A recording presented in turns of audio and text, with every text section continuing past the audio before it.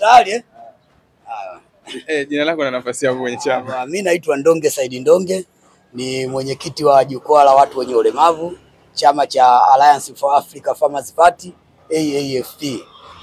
Napenda kuwashukuru watu wa WILDAF, leo wamekuja hapa kutupa mwongozo wa mambo ya kijinsia, lakini cha kushukuru zaidi wapo pamoja na msajili wa vyama vya siasa. Sasa basi mimi nilikuwa niseme jambo moja.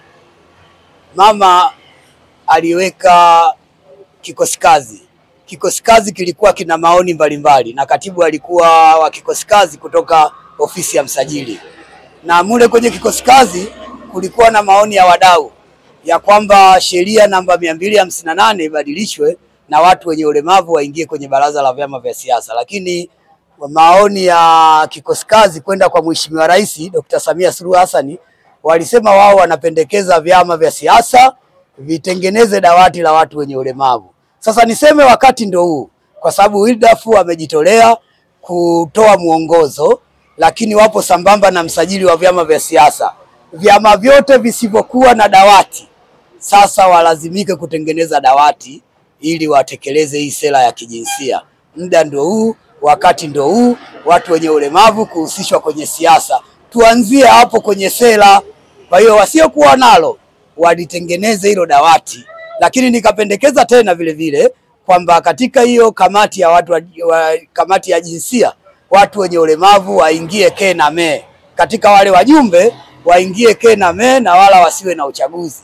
Naamini tukiwa na uwakilishi mpana kwenye hili dawati italazimisha vyama sasa tuwekwe kwenye katiba, na italazimika sasa siasa iwe inatutambua watu wenye ulemavu.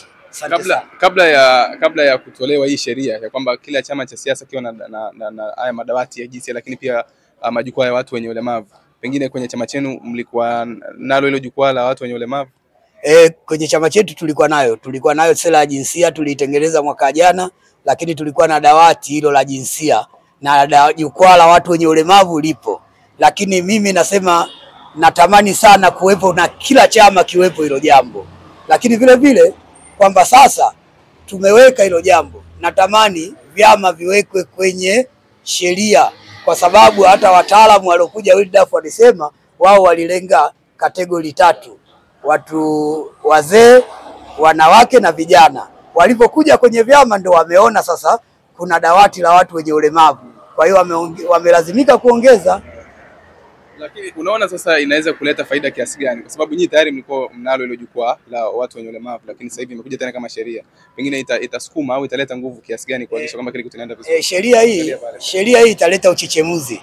Na sera hii kama kweli watalazimisha kila chama kitengeneze hilo jukwaa la watu wenye ulemavu, maana yake watu wenye ulemavu watatambulika sasa kupitia sera kwenye siasa, kwenye sera ya kijinsia. Lakini hiyo sera ya kijinsi itasababisha sasa vyama vya siasa waweke watu wenye ulemavu kwenye katiba yao kama jukwaa rasmi. Pengine hii inaweza ikawa imewapa nyinyi motisha kiasi gani kwamba kwa tayari mlishakuwa nalo, lakini sasa hivi imekuja kama sheria, mmejiona mlikuwa kwenye wakati gani? Mlikuwa kwenye fikra sahihi ama vipi?